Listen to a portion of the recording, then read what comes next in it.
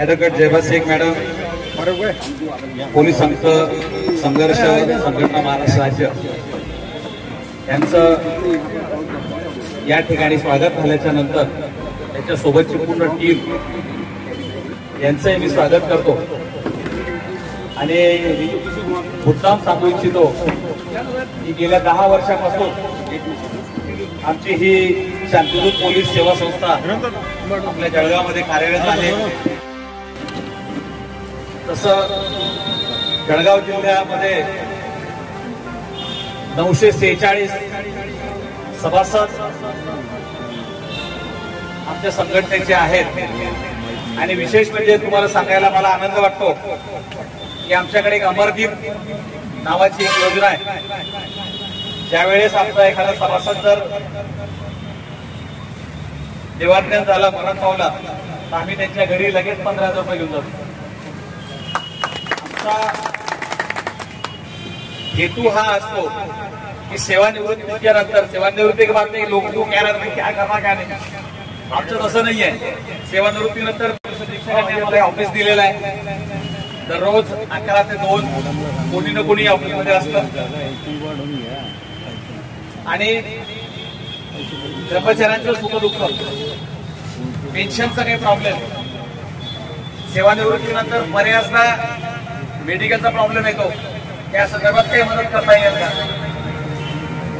Pension त्याच्या वेळेवर मिळतंय का नाही मिळत, काही वाढ झाली मध्ये तर ती मिळते का नाही, तोही आम्ही करतो। आणि दुसरं, ज्या ज्या वेळेस पोलीस आमची मदत मागतात त्या वेळेस आम्ही पोलिसांना बंदोबस्तामध्ये मदतही करतो।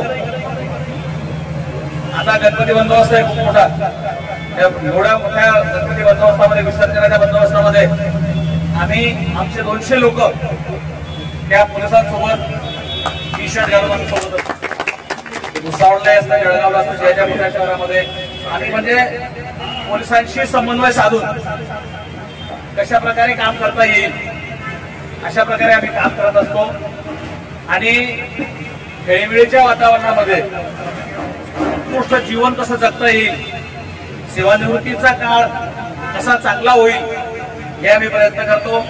आपण संपूर्ण महाराष्ट्रावर फिरत आहात। आपल्या कार्यक्रमी मला फारुख भाईने सांगितलं की इथून आणखी पुढे आपण जाणार आहात, तुम्हाला भरपूर शुभेच्छा, आपको बहुत बहुत बधाई। पुलिस के लिए कुछ तो भी कर रहे यार।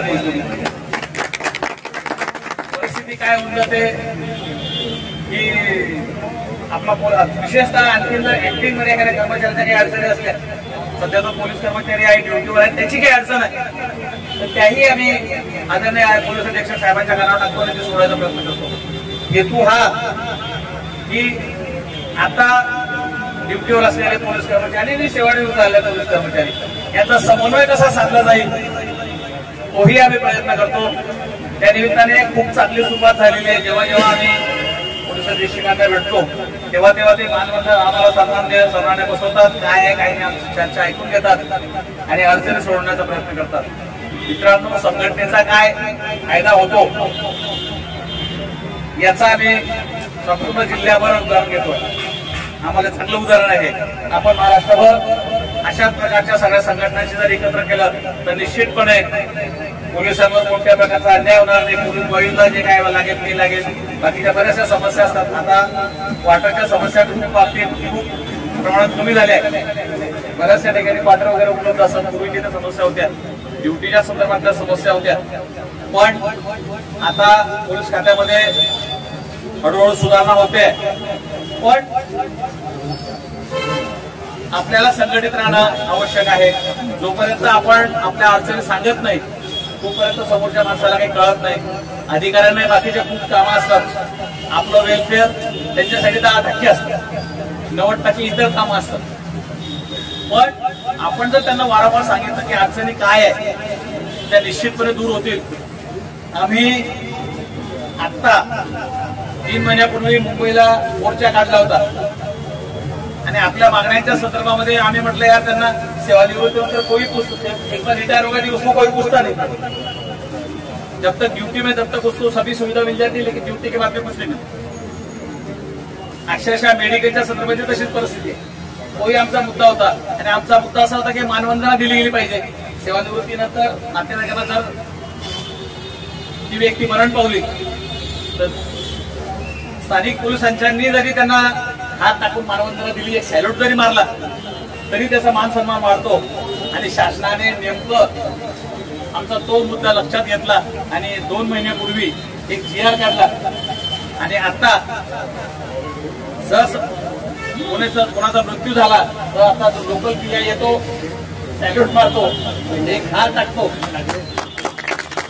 ही सुरुवात आमच्याकडे झाली आहे. आता 2 लोक आमच्याशी मरण पावले. आम्ही त्यांच्याकडे लगेच 15-15 हजार पाठवून दिले आणि लोकल PIला आणि PIने पटकन त्यांना मानवंदना दिली. जळगावपासून म्हणजे महाराष्ट्रातील सुरुवात आमच्याकडे. GR निघाला 3ऱ्या दिवशी आमचे काळे नावाचे रिटायर हवालदार मरण पावले. हेतू मला सांगायचं असं आहे की संघटनेचा काय फायदा होतो. आपण संघटन एवढं चांगलं संघटन बांधत आहात, आपल्याला भरपूर शुभेच्छा. आणखी भरपूर काही सांगायचं आहे पण आपल्याला पुढे जायचं आहे. अगदी मगाशी पाऊस जास्त आला होता पण तुम्ही आल्यानंतर थोडा थांबला म्हणजे त्यालाही वाटतं की बाई नाही यार इतकं स्वागत अच्छीच्या वगैरे पुन्हा. आणि म्हणून आपण सर्व मंडळींचं स्वागत करून आमच्या संघटनेतर्फे मित्रांनो विधायक कामासाठी अच्छे काम के लिए हम कभी भी आपके साथ में है. 950 सभासद आमचे आहेत. ते सगळे सभासद चांगल्या कामासाठी आपल्या सगळ्यांच्या सोबत आम्ही आहोत. एवढं बोलतो आणि थांबतो. धन्यवाद.